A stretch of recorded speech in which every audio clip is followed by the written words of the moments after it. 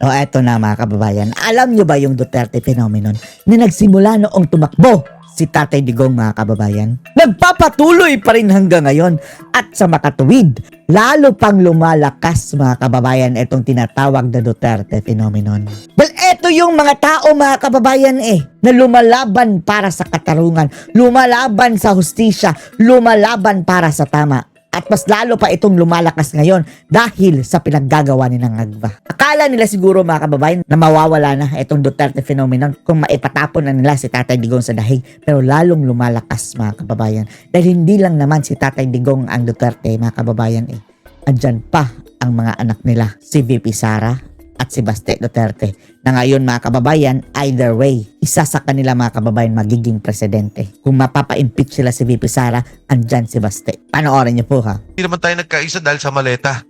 Hindi tayo nagkaisa dahil sa basura. Itong lumalaban para sa Duterte, hindi tayo nagkakaisa para sa basura, para sa korupsyon. Yan ang nilalabanan natin mga kababayan, yung pangungurakot ng mga politicians na iyan. Diba? Nagkaisa tayo sa isang prinsipyo at paninindigan. Panindigan Na- ang prinsipyo. Marami ho sa atin, nagulat sumobra na. Grabe na. Ngayon Grabe lang na. nakita yung ganitong klaseng organisadong pagnanakaw. Grabe. Organisadong pagnanakaw. Oh, ang batikang na mismo ang nagsabi mga kababayan ha. Matagal na ito sa politika. Ngayon lang siya nakakita ng ganito kalalang pagnanakaw. Organisado mga kababayan. Sa ating bansa at hindi lang tayo yan Pumunta ka sa mga negosyante, ganyan na sinasabi. Oo. Mga dating opisyal ng gobyerno. Mga opisyal mismo ng gobyerno. Mga aktibong sundalo, aktibong pulis. Pagka walang camera, walang nakatingin, kumakalabit, di ba? Sinasabi. Ano bang nangyayari? Kasi naman lahat Ano bang nangyayari sa ating bansa? Diyan sa AFP mga kababayan, sa PNP. Huwag nating sisihin sila mga kababayan ha na i-generalize natin na wala silang ginagawa sa korupsyon dahil yung iba dyan, yung nasa baba, yung karamihan dyan mga kababayan, baka Duterte yan. Wala lang silang kapangyarihan mga kababayan dahil yung head nila, yun na posible, yung mga nakakataas, matataas sa ranggo, marami ng star, baka yun na ang bumangag kay Marcos. Pilipino. Namaleta na rin siguro. Ng nangyaring nakawan at nangyaring itong crisis nakawan. na kinakaharap natin sa ngayon. Okay. And I noticed po dun sa announcement po sa general announcement that the event last Sunday was a soft launching. Yes. So Patikim pala yun mga kababayan. Nung last time na grabe yung atake ni Baste. Bang! Tapos ipapasampi na daw posible mga kababayan ng NBI si Baste dahil doon. Ay! does that mean po na Bangag. ongoing pa ang negotiations with other movements and probably other political parties? Yes po. Hindi ko lang masabi kung if I have the liberty to say merong isang party na sasama rin sa The atin. Liberty. Meron din Muna siguro. Oo, tapos meron din pong kausap si Mayor Baste. Sabi niya, may kakausapin lang ako. Then if you firm up to, tuloy-tuloy Tapos, ma'am, ang isa natin, nagulat ako talaga sa Duterte phenomenon. And this is, sa ano po to? The Duterte phenomenon. Sa, kay Pangulong Duterte, kay VP Inday Sara. Yung Baste. mga organisasyon Okay, natin, Baste mga kababayan. ibang klase. May probinsya, may syudad, may barangay, Oh, may barangay. Pati purok mga kababayan. Pati may online. maliit. Oh, Oh. and Willing sila paggagastos mga kababayan. Hindi kagaya nila Bangag na kailangan pa nilang magbigay ng pondo para makalikom ng mga tao. Eto sila pa ang gagastos. Nagpapa-imprenta ng mga t-shirt mga kababayan. Gumagawa ng placards. Nagkakaravan. yung total nga is 750. 750. Oh, groups Hindi yan tao Groups. Yung launching, Oh. kaya sinabihan ko yung MC sumulat na, hindi ako sumulat, sinabihan ko yung isa, sabi mo na yung MC wag nang i-recognize. Kasi, ma'am, yung ginawa natin, ang pwede lang mga 2-3 bawat grupo. Dahil hindi ka kasi pag ni-recognize mo na, ba't di kayo maingay? Talaga naman 2-3 lang yun Diba? Yung iba, nagkakataon, pareho. Nandito sila sa grupong to, at sa grupo ring kabila. But it's actually, we tried to contain it nung una talaga, yung pwede lang sana pumasok, Dok, na pupunta doon mag-register. Pero nakita namin problema. Baka may magalit. So we had to ask for online registration para doon pa lang makita na namin. Pero hindi pa rin noon na ito, sumobra pa rin yung tao. Okay lang naman. Ang daming tao. Talaga iba talaga ang Duterte phenomenon. Baste Duterte. Iba talaga ang pamilyang Duterte. Konti pa lang yun. Oo. To. At Ang mabigat sa mga Duterte organizations, organize. Not Yun kasi yung mga matitino, mga kababayan eh. Yun talaga, ayaw talaga sa, yung fed up na sa bulok na sistema ng gobyerno at bulok na mga politiko, mga kababayan. Yan ang gusto natin sa mga Duterte eh. Iba kaysa sa mga ibang politicians, mga kababayan. Kita ko yan, ma'am, sa Cebu. Sabi nung magrarally na yung sa Cebu, motorcade rally at that time, sabi, 2 o'clock, let's say, nakalimutan ko na, Thursday, ganyan, 2 o'clock. Sabi, sir, sabi ng mga Duterte group, sabi, sir, may, uli no tayo o hintuin. Gagawin no nating 6 in the morning. Ha? Sabi ko, kaya ba yun? Paano naka? Sabi, 6 in the morning. 6 in the morning, nandun nga. Ah. Talagang organisado. Bilib ako. I see. And Duterte phenomenon because of the Duterte principles, no? Duterte. Hindi naman yan At tawag ni Ka Eric dyan, mga kababayan, Dutertismo. na dahil lang, yan na yung taong yan. Pero I believe, no, ako personally, it is the principles by which these people stand for ang nagiging gravitas, no? Kung bakit patuloy ang pagsuporta sa kanila ng taong bayan. Pero Dahil talagang wala na talaga tayong tiwala, mga kababayan, sa mga namumuno sa ating bansa. Mga wisit na talaga eh. Nakikita natin ang talagang good governance, mga kababayan, sa pamumuno ng mga Duterte. The rest, Diyos ko Lord, patawarin. Itong Duterte brand of government na talaga, mga kababayan, ang talagang nakikita natin na at least may chance pa pala ang ating bansa. Hinahangad lang natin, mga kababayan, na at least para sa ating mga anak, bubuti, mga kababayan, ng ating bansa sa kinabukasan in the future. gusto ko ngayon ituon yung tanong ko kay Dr. Trumata kasi nga, hindi ba, sila is solid for Sara Duterte. So, Doc, how do you now align, itong grupo ninyo with other groups that may support other national key figures? Bali ang prinsipyo lang po ng grupo is kung sino yung kalaban ni Sara, kalaban namin. Ayan. Ang kalaban mo ay kalaban ko. Yun lang ang pinapairal namin doon. Oh. So, kung sino kakampi ni Sara, kakampi namin. So, lahat ng... I love it. Yan din ako, mga kababayan. Kung sino ang kalaban ni Sara, kalaban ko rin. sasabihin ni BP Sara na akin tong mga kasama, isusupport namin all the way sa probinsya namin. At saka kung sino ang sasabihin niya, nakikita namin kumakalaban sa kanya, hindi Yan welcome talaga. sa probinsya. Yan talaga, mga kababayan. Lahat ng kakalaban kay Sara, hanggang mga kababayan, hanggang sa hukay, hindi natin papatawarin. Kalaban na natin hanggang sa hukay. Ganyan tayo kagalit, mga kababayan, dito sa mga na to. Okay. Very clear words ho yan, from solid convener Dr. Trumata Mata. I was going to ask actually Penny, kasi nga divergent yung interest nung grupo. Kung sakali kasing may bangayan, who will arbitrate? But I guess sabi nga ni Kong Mike, it is going to be Mayor Sebastian Duterte. So paki-expound po, Kong Mike, etong issue. Kasi talagang alam natin yan, di ba? Lalong-lalo na pag maliwanag na ang bolang kristal. Maliwanag ang bolang kristal. How do we not collapse? How do we not destroy each other para ma-take advantage ng kabilang grupo? Yan din, mga kababayan. Mag-ingat din tayo dyan sa for sure, tinatry na tayong i-infiltrate yan, mga kababayan. Yang mga agents ng mga bangag, sowing intrigues para mag-away-away tayo. Dapat ngayon pa lang, matiktikan na natin yan kung sino-sino yung mga ngayon, mga kababayan. At ang the best way para mapigilan sila, wag panoorin, wag pansinin, boycott. Well, first and foremost, nagsalita naman po si Mayor Basti Duterte, di ba sabi niya, lahat ng mga away natin, lahat ng mga pagkakaiba-iba natin, magsama-sama tayo. Sabi niya, isang tabi natin yan, let's be selfless. Magtulong-tulong tayo at magsama. Sa pool doon si Guanzon at saka si Atty. Topacio. Nag-away sa harapan ni Baste Natawag tuloy ni Baste, mga kababayan, ang mga buang kasi ito mga kasamahan ko. Ang nakikita ko, personality-wise, Speaker Bebot Alvarez of Partido Reforma, you have Mayor Baste of PDP, yung nandito po sa atin sa Metro Manila, Atty. Consuelo Ma'am Penny, si Chairman Albert Cusi, si Attorney Topacio, Ano, i-reserve na lang natin yung galit natin papunta kay Bangag, mga kababayan. Attorney si Lambino, sino pa ba yung mga kasama natin dito sa PDP Manila? Si Bernie Ang, kasama natin nung birthday. Senator Bongo, hindi, yung pong working secretariat muna, kami naman nag-uusap at nagkakatulungan. Wala akong nakikitang problema, no? Even, for example, ando naman din si... Yung mga tuta ni wag na lang. yung maisog, nandun. Never mind, mga kababayan. Hindi na lang natin pagtutuanan na ng pansin ng mga tuta-tuta, mga kababayan. Parang naaamoy na natin na sowing intrigues.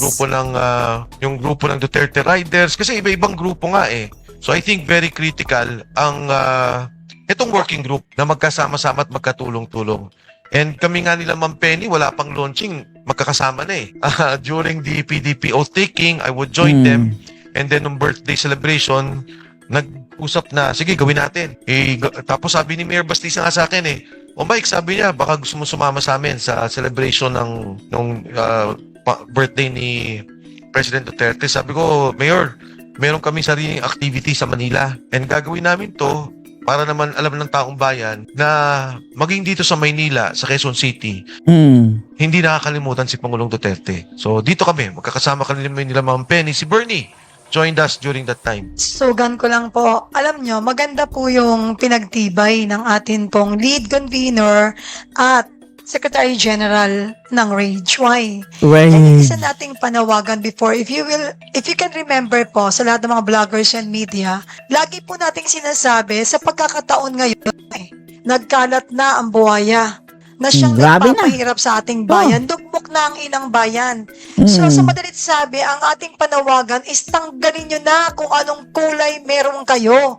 Bakit? Ang bawat kulay may kanya-kanyang laban. Ngunit kung tatanggalin natin ang lahat ng kulay, iisa lang dapat ang adhikain natin. Tumayo, manindigan sa tama, labanan ng korupsyon para muling mabuhay at para muling matawag na marangal ang ating bayan. Tanggalin ang mga kurap sa Pilipinas. Yes, tama. Ang nangyayari, sila pa yung pinapalakpakan, sila pa kinikilala, sila pa ang tama. Hindi na nila kinikilala ang konstitusyon, binababoy nila ang batas. So bakit Bending the law. tayo kailangan mangimi na manindigan at ipakita ang pwersa ng mga taong bayan lugmok na sa kahirapan?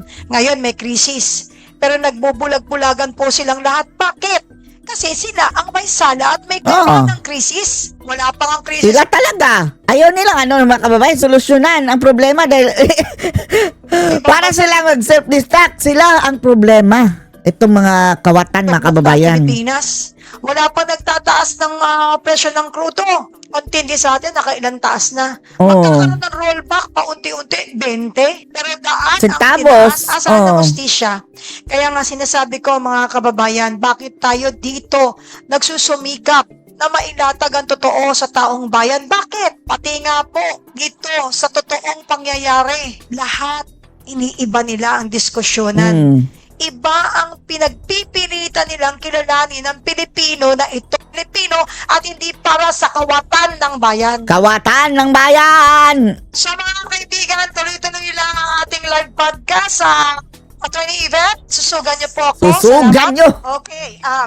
Ito kasi Papasukin RAGE ako. is a Reform Alliance for Good Governance and Accountability. Kung Mike, how would you define accountability insofar as RAGE is concerned? And ano-ano po ba ang makikitang programa ng ating taong bayan in the next 12 or 24 months? Yung accountability is yung panawagan din ng marami nating mga kasama. In fact, no less than yung ating CBCP, yung Diyos ko Lord, ang CBCP ang animal. ating Selective lang yung mga kababayan, CBCP. Ayaw nga nilang di ba, sumigaw na Marcos resign. Tapos kung Duterte na, grabe. Ang sasama ng mga bunganga. Iglesia ni Cristo, and a lot of groups are calling for accountability. Transparency nung una, nung meron pang ICI, makita ng taong bayan Diyos ko Lord, transparency, ICI. yan. And of course, yung Blue Ribbon Committee. Blue Ribbon ng gunggong na bakla. Sabi na gusto namin makita, patutaga kung sino yung mga magnanakaw. Ano nangyari sa atin ngayon? Siguro, Tingnan nyo, ano nangyari? Isa-isahin ko, no? Nung kay Diskaya, may mga binanggit siyang involved. 17 congresswoman ata yun, ilang senador.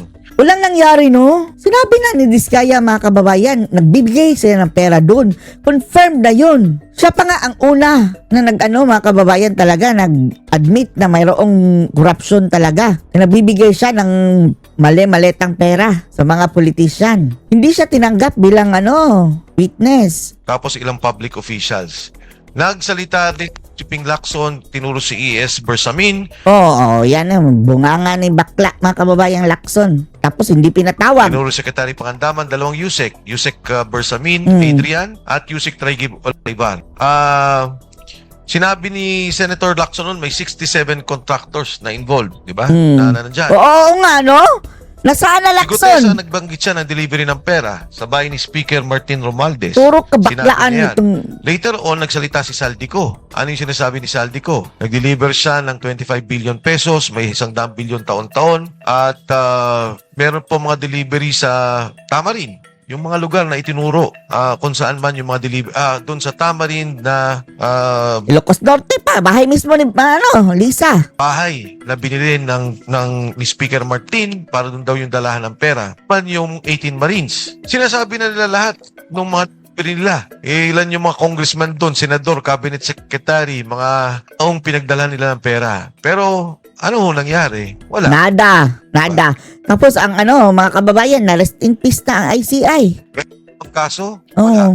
May nada. pandinig po ba? Wala. Ang nangyari pa nga doon sa 18 Marines, nung pinatawag kami, parang kami pa kakasuhan eh. Kami pa Oo nga, sila pa na NBI. So, yan yung sinasabi nating accountability. Ito yung hinihingi nating accountability. Kailangan naman, para maibsan yung galit ng taong bayan, para mabalik ang pagtitiwala sa gobyerno, magkaroon ng malinaw na hakbang para sa ating kinabukasan, magkaroon talaga ng pananagutan. Yan ang hinihingi ng tao. Yan ang hinihingi nating lahat. Higit sa lahat, siyempre naman, yung pondo naman, mabalik. Trilyon yun eh. 1.5 trillion pesos. Wala na, nagastos na yan mga kababayan, nalagay na yan sa mga nila. Ang sa atin na lang dito, paano yan mapakulong? Talagang bitay mga kababayan, gusto natin. Or pwede kung ano mas brutal mga kababayan, yung sa lubid talaga. Diba? 1.5 trillion pesos in the history of the budget. Pinakagarapal. Krisis na pinagdadaanan natin ngayon, grabe. Sabi nila walang pondo. Hindi pwedeng Oo. tulungan ng tao. Hindi pwedeng paba ang presyo. Hindi pwedeng ihinto ang pagtaas ng bilihin. Kung nandyan yung pondo yan, magagamit natin yan eh. Tayo may pinakamataas na presyo na pagtaas ng gasolina, ng krudo. Crudo. Dito sa In the Asia. world. In the world, ha? Diba? Hindi lang Bakit tayo Asia, in ganun the world. sitwasyon? Hindi ba natin pwedeng kontrolin to o hinto to? Kaya. May pondo naman tayo. Ngayon may pondo. Yung ninakaw pa nilang pondo, sayang. Magamit sana ng taong bayan. So that is the accountability that we are asking for. But how about the reforms na gusto nyong i-push? Are there reforms that you would want to push in the next 12 or 24 months? Yung change na gusto nyong makita? Sa 24 months po na darating, ako isa lang ho yung nakikita kong kaagad na pwedeng gawin. Of course, yung pagkaso, no? Iba yan. Kasuhan kagad yung tao. Ako si attorney, nakatingin sa akin. Wala akong sasabihin dito. Hindi tayo makukulong. Hindi kasi meron kaming guest na may nagsalita eh. Meron daw yung isa lang na gagawin. Tanggalin ang Kongreso at Senado. Ay, di ba? Ano yun? Step? Step down. Oo. Alam niyo yung panawagan na bumaba siya at mag-resign siya, hindi po yun seditious. Walang masama doon. Dahil nung tinanong nga ako kung mahal ba ng Pangulo ang ating, ano yung pwedeng gawin ng Pangulo? Sabi ko, kung mahal niya ang ating bansa, bumaba siya. Ngayon, sinasabi niya, hindi. Magpakulong siya, totohanin niya. Totohanin niya yung nangyayari. Kung hindi siya involved na sinasabi niya, bagamat nagsalita si Saldico, patunayan niya. Pero the next 24 months, ano bang kailangan? Ako isa lang panawagan ko. Ikalahati yung preso nung alokasyon sa bawat distrito, sa bawat congressman. Ikalahati lang nila. That's about 200 billion pesos na magagamit natin sa taong bayan. Magagamit sa krisis ngayon. Dahil ito po, lalala ng lalala. Tataas lalo ang bilihin, tataas ang pamasahe. Ang pamasahe po natin, dumoble na halos. Ang LPG kerosene, nag-triple. O hindi lang triple, several times. Ang tinatansya kong epekto sa bawat pamilya ay 30% hanggang 40% ng antas ng ating pamumuhay. Ang ibig sabihin, yung 30,000 mo dati na may nabibili kang pang 30,000, ngayon magiging 20,000 na lang dahil hindi mo na kayang bilhin yung dati mong binibili. Ito yung mga dapat tingnan kaagad-agad. Siyempre, pondo to eh. Parang nung COVID, di ba nakita natin? Anong ginawa ng Pangulong Duterte? Hinto ang infrastruktura. Hindi natin kailangan yan. Kailangan natin buhay ang mga tao. Ayusin yung kanilang sweldo, yung kanilang tupad, yung kanilang ganito, yung pagkain, lahat ng kailangan lang suporta. Nung magbukas, kailangan niya build. Galaw ng ekonomiya. Ngayon naman, nakikita natin, hindi naman tayo nahihirapan dun sa pakipag-usap o marap sa tao. O sige, ikalahati natin yan. Itulong yan sa tao. Ngayon, tapos yung natitirang pondo, ituloy pa rin yung mga kinakailangang proyekto. Inuulit ko, bakit yung GDP natin bumaba? Kasi pala, yung 40% nung sinasabi nating GDP sa infrastruktura, ito dapat ang itinaas, ghost project pala eh. Marami palang kalokohan eh. Kaya ang laki ng binagsak. Tama na. Sabi nga ni Mayor Baste eh, mayaman na kayo. Tama na. Sa tao naman, magsilbi tayo. Kapeni, pwede kong susugan kasi Opo. oo, yung suggestion po kasi ni Congressman Mike Defensor is hatiin, no? Yung naka-allocate. Pero kung siguro para sa kaalaman ng ating mga viewers, paano po kaya ito pwede gawin ng gobyerno considering na naka-budget na siya eh. You being part of government, no? Part of Congress and also of the executive. Ano po ang nakikita niyong pwedeng gawin para mapatupad yung suggestion na hatiin yung budget na naka-allocate? Sorry ma'am. Una pala, yung pagtaas ng presyo Alright. ng oil. Nasa power na yan ng Pangulo. Nasa emergency powers na yan. Yes, exactly. Mag-price cap na siya. Huwag niyang pabayaan tumaas. Hindi siya dapat magpa-pressure sa mga malalaking kumpanya. Yes. Nangyari yan kay GMA. Nakita niyo yan. Oo. Di ba sabi ni Pangulong GMA, hinto. O tapos doon nakiusap. Sabi ng mga tatlo, Petron, Shell, and if I'm not mistaken, Caltex ata that time eh. Mhm. That time. Sabi nila, Madam President, grabe yung smuggling. Grabe yung pasok ng mga smuggling ng krudo. Sabi ni GMA, ganun ba? O sige, sabi niya, huwag kayong magtaas ng presyo, papagalitan ko yung mga yan. Pero huwag kayong magtaas. Hindi nagtaas. De pinapahinto yung mga kumpanya. Di ba si Senator Marcoleta pinaliwanag niya? Sabi niya, bentahan 60 pesos. Magpatungan 15 pesos, 75. Paano umabot dito 130, 140 ang presyo ng krudo? Doon po sa binanggit mo, ma'am. Kailangan ba ng realignment? Yes. But if you recall, kay Pangulong Duterte, ginawa po yan, yung COVID. Immediately yan. Sinabi niya, ipasa natin to. Mamamatay ang taong bayan. Nag-realign ng mga pondo. Itinutok sa mga pangangailangan medikal, itinutok sa pangangailangan ng pagkain, pangkabuhayan ng mga tao. So, pwede. Pwede. Kayang-kaya. Alam niyo ho, ang palagay ko, Ma'am Penny, kaya hindi nila magawa. Hindi, may impeachment eh. May impeachment. Puro politika na naman. Siyempre, pag nag-impeach, sasabihin ng mga congressman, imbis na abutan mo kami, binawasan mo pa. Hindi na kami susunod. Ganyan ho ang sitwasyon ng bayan natin. Yung district allocation, again, local infrastructure fund, i-check ninyo sa GAA. That's almost 400 billion pesos. Pwede hong ikalahati yan. Hatiin muna at ibigay muna sa taong bayan pantulong. Maibsan ang pagtaas ng presyo ng pamasahe, ang presyo ng krudo sa mga driver, makapagtaas sila ng tamang pamasahe. Maibsan ang pagtaas ng bilihin, pangunahing bilihin. Magkaroon ng cap doon sa pagtaas ng presyo ng krudo. Pagsabihan yung malalaking kumpanya, may nilagay ng 20 billion ang gobyerno para mamili ng krudo direkta sa Singapore, dalhin dito. Hindi lamang para magkaroon tayo ng inventaryo, pero para hindi tumaas ang presyo. Yan ang mga hakbangin na kailangan po natin. Kung kayang gawin, kayang gawin. Ang sabi ko nga ho, yung dinedebate nila ni Viste, yung pinutulak ni Congressman Egay Irice, huwag na ho silang magkagulo. Sabi ni Ralph Recto, sabi ni Executive Secretary Ralph Recto, teka lang, apektado pondo natin dyan. Huwag natin gawin yan. Yung pagbaba ng excise tax o VAT. Ito ngayon ang, sabi ko nga, ito solusyon ko. Kunin ninyo yung pondo ng mga distrito. Wala kayong dagdag, wala kayong babawas, 200 billion yan para gamitin ng taong bayan. Alam na ninyo kung bakit kinukundina at halos isumpa nila si Kong Mike Defensor. Ha? Sa paningin ng mga nagbabawasan ng pondo or budget, talagang halimaw sa kanilang paningin si Kong Mike. Pero sa taong bayan na talagang umiiyak at nagdurusa, ang tingin naman sa iyo, sabi nga may kasabihan, hindi ka man pinapalakpakan sa lupa ng mga buhaya, sisiguraduhin ang mga anghel ay naguhumiyaw sa taas dahil sa ginagawa mong kabutihan sa sambayan ng Pilipino. Tama o tama? Kaibet, meron ka pa po bang idudugtong o itutuloy-tuloy na natin? Sa mga vloggers po natin, ha, ilabas nyo ho yan. Huwag nyo nang bawasan excise tax. Huwag nyo nang bawasan yung, ano pa yung isa, ma'am? Excise tax. Yung i-cap. Huwag na kayong mag-cap, no? Of course, sabi kasi ni Rize, pag sumobra daw, bayaran ng gobyerno. I-price cap nila. Tama pa rin yun, na ihinto yung pagtaas ng presyo. Pero may 200 bilyon. Kung talagang sincero ang gobyerno ay lang apektado, may pondo tayo. Bawasan nyo yung mga distrito. Ilagay nyo at bigay sa taong bayan. Tama. At kung talagang sincero ang gobyerno na makatulong para sa pagbagsak na ekonomiya ng ating bansa, hindi yan magdadalawang salita o magdadalawang isip, ibibigay nila. Di ba? Kapeni? Hindi yung ang pinag-uusapan natin yung kanilang mga budget.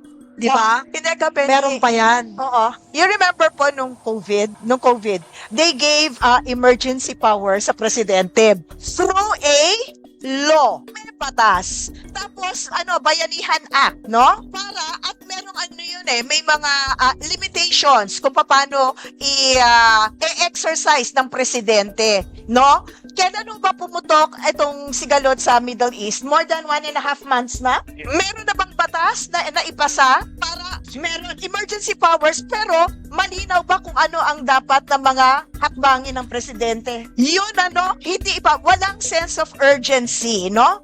Unlike nung COVID, buhay ng tao, ngayon buhay pa rin ng tao nakasalalay, no? Kaya yun ang hinihingi ni Kong Mike, no, ng mga reforma. Kumilos na kayo, instead na nakatuon kayo dyan sa impeachment, yung mga taong bayan na gutom na hirap na sa hanap buhay, ang kailangan lang nila ay dissenting hanap buhay, na ang nakasalalay, ang kanilang hanap buhay ay sa krudo na ngayon hindi nyo tinutuunan. Yon ang dahilan bakit may rage, bakit may ganitong koalisyon. Kasi kung walang magsasalita, kung iisang boses lang, tila ayaw pakinggan. Pero kung ganitong grupo na, baka sakaling gumising na sila. Ang ganda-ganda. Painit ang ating usapin, no? Can I move it forward, attorney? Yes, go forward. Alam mo nga, ang susundan natin sa usaping to, no? Sa totoo lang, bakit nila bibigyan ng prioridad dyan? May maleta ba yan? Ouch! Aray! Eto, babawasan pa sila. Mamili ka sa bawas o meron delivery. Di ba? Sa totoo lang tayo, no? Huwag na tayo magpatumpik-tumpik dahil sila walang patumpik-tumpik kung paano palahurain ang ating bansa. Ngayon, pag-usapan natin ngayon ang accountability. Words versus action. Para po ito alam mo, ginigisa natin si Kong Mike, pero sanay yan. Para sasabihin niya, make my day more. Di ba? Sabi nga, never attempt to backstab Congressman Mike Defensor. Bakit? Sa dami na nagbabackstab dyan. May kalyo na likod niyan. He cannot feel it anymore. Kong Mike, the coalition emphasizes accountability, but that word has been used many times before. Paulit-ulit, yun at yun lang. Ang question ko po sa inyo, Kong Mike, define accountability in concrete terms. What exact reforms will Rage push in the next 12 to 24 months? Ulitin ko po yun kasi kailangan bigyan diin po natin to para pumasok sa puso at maging malinaw sa isipan ng mga Pilipinong uhaw na uhaw sa pakikibaka at gusto na nila ng resulta at kasagutan dahil nananagoy na po ang bayan. Kinalulungkot ko po, yung accountability sa panahon ngayon, palagay ko hindi natin maasahan. Wala ako nakikitang gagawin sa accountability. Ang script po ng palasyo, bago pa magka-hearing, bago pa magkaroon ng pag-uusap sa korte, sa ombudsman, sa Blue Ribbon, Committee ng Senado, sa ICI, tapos na, di ba? Ang kanila pong script, ang mastermind, ay si Saldico. Yan po ang mastermind, siya ang ituturo ng lahat. Sa ilalim po niya ay ilang mga kawani ng DPWH. May mga nakulong na sa Mindoro, may nakulong sa Bulacan. Yung kanilang mga bata-bata, o kung yung mga may kaalaman na malaki at kumita, ginawa nilang state witness. Isang ehemplo na lang po, yung kay Senator Bong Revilla, nakakatuwang isipin. Si Yusek Bernardo ang nagturo sa kanya, nag-abot daw ng pera. Ang nagsabing kumimpirma, si District Engineer Henry Alcantara. Ang pangatlo ata doon si Bryce. Sabi lang hindi daw yung babae, pero ang pagkakalam ko si Bryce Hernandez. Yung apat, yung tatlo, state witness. Ang nakulong, si Senator Revilla. So, ano ba ho ang accountability yung pinaglalaban natin? Alam mo, Ma'am Penny, sa ngayon pa lang, attorney, kailangan na natin na talagang gawan ng programa ang sinasabi nating accountability. Umabot na sa sukdulan ng ating bansa na pag-upo na ni Inday Sara Duterte o pag-upo ng bagong gobyerno, kailangan mabilis ang pagkilos natin para ayusin kaagad ang mga pagbabago. Ang sabi ni VP Inday Sara Duterte, magtatrabaho ako. Sabi niya, yung mga kasalanan sa akin, yung mga personal, tapos na yan. Pero yung kasalanan nyo sa bayan, iba yun. At hindi ako. Sabi niya, hindi ako yan. Kung sino ang vice president ko, siya ang tutulak para malagot sa problemang ito. Ngayon, kailangan natin ayusin talaga ang Kongreso at Senado. Hindi pwede itong ganitong sistema. Kahit sinong presidente ang umupo, walang magagawa. Isipin nyo, bigyan ko kayo ng ehemplo. Ang pondo ng DPWH, 700 billion. Sa infrastructure ho yan, ha? Ang ginawa nila sa ngayon, ng mga nakaraang taon, parametric formula ang tawag. Bago pa gawin yung budget, sasabihin na sa mga congressmen, uy, akin na yung mga project nyo, tig 2 billion kayo. Katapos, yung matitirang pondo, paghahatian ng liderato ng Kongreso, Senado, paghahatian ng DPWH. Yan na yun, yung mga flood control na lumabas, kung ano-ano lumabas. Alam nyo, ang paggawa ng isang pondo, kaya nakabata yan sa Kongreso, pero unang pinanggagalingan yan ang presidente. Kasi nakikita dapat ng eksekutibo, ito ang mga kailangang pangunahing infrastruktura. Pagdating ngayon sa distrito niya, sa Kongreso, titingnan ng mga congressman. Alam niyo kami nung panahon ni Presidente Ramos, maging nung pagbalik ko, ang sabi ho noon, sige, para wag ka na makialam sa national budget, baka may nagkaligtaan kami na kailangan na pondo. Ang pondo namin was 70 million pesos. 30 million nilalagay sa ospital, nilalagay sa mga pagtulong sa DSWD. Yung 40 million yung mga infrastrukturang baka hindi nakita ng nasyonal. Why? Because the national budget is supposed to set up the national requirement for infrastructure. 6 ang priority programs na nandyan sa national budget under the Official Development Assistance. Andyan po yung Laguna Lake Road Network. Magdudugtong magmula Rizal, pababa ng Ortigas, papunta ng Taguig. Kalye. Nandyan po yung Bataan Cavite Link. Magdidikit ng Cavite, direkta ng papunta ng Bataan. Nandyan po ang North-South Rail. Direkta, magmula Pampanga, papunta ng Maynila. Nandun din yung South Long Roll. Magmula Maynila, papunta ng Bicol. Yung Panay Guimaras Road, kasama dyan. Ang pinakamasakit sa akin dyan is the Metro Manila Subway. The Metro Manila Subway should have been finished, or should be finished, in 2028. Tapos na ho yan. That would have been a lasting legacy by this administration under Bongbong Marcos. Conceptually, it started with President Noynoy Aquino. It was firmed up during the time of President Duterte. Initial funding came from the administration of President Duterte and nearly should have been funded by President Marcos. Anong ginawa nila sa pondo? Magmula sa program, binunot nila, inilagay nila saan program. Ang pinalit nila sa program, flood control projects. Ngayon dapat to, para na tayong Japan, para na tayong Hong Kong, para na tayong isa sa mga modernong bansa. Nauna na tayo ng Vietnam, nauna na tayo ng Thailand. Yung delay po na yun, 2032 na natin makikita ang subway. Pangalawa, PhilHealth. Ginawa ni Pangulong GMA. Expand the program. LGU, tumulong kayo. Expand it to the indigents, to the senior citizens. Pag-upo ni Pinoy, ang sabi ni Pinoy, hindi na. Automatic na tayo sa mga indigents. Sa senior citizens. Pagdating ni Duterte, expand everything. Cover na yan. We will put 90 billion every year. Anong ginawa nila? Nung panahon ni BBM, ni Bongbong Marcos, hindi na naglagay ng pera na 90 billion, yung nandun na 60 billion, binunot pa at nilagay sa flood control projects. If you talk of Korea, Japan, Singapore, Thailand, ayan, Doc, napanggilan ko si Dr. Liachon dito, almost 10 to 30% na lang. In fact, 10% na lang. Kahit anong sakit mo, yun na lang ang ibabayad mo. Thailand, nauna tayo dyan. Ngayon, gano'n na sa Thailand. Ma-hospital ka, nabuntis ka, may cancer ka, 10%. Sa atin magkano? 60 to 70%. Kaya pag ikaw dito nagkasakit na malubha, mamamatay ka na sa hirap o mamamatay ka sa sakit. Imbis na yung pondong yan pinalaki, dinagdagan, pinalawak ang programa, pinaganda, nakita sana natin. So these are the things that we are fighting for and we should continue to fight for. Yan po yung accountability na gusto natin sa darating na gobyerno. Pagdating ng DPWH, kailangan dyan may blockchain technology na. Pag nagbidding doon, alam dito, alam kung magkano ng lahat.